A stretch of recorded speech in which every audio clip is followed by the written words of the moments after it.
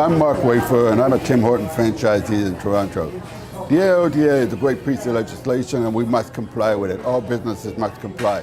But there's a better reason to have an accessible workplace, an accessible retail place, and that is, it means more money for your business. I've hired 115 people with disabilities over the last 20 years, and that has resulted in lower turnover, greater safety, higher innovation, higher productivity, and a whole slew of other business benefits, which means that I make more money in my business than my competitor who is not an inclusive employer. At the same time, I've made sure that my business is accessible to the 15.4% of the population who have a disability. There are a number of reasons why my business is profitable by being an inclusive employer. My turnover rate is 38%. The typical turnover rate in the quick service restaurant industry is 100%. It cost me $4,000 to replace one single person in my stores.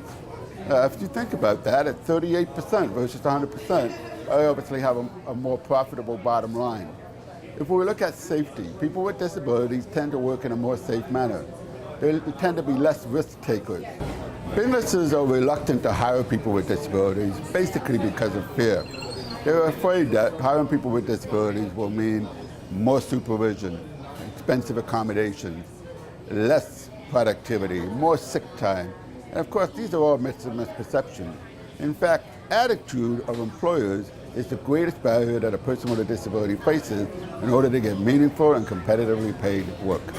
It's very simple to make your business inclusive. It's very simple to make your business accessible.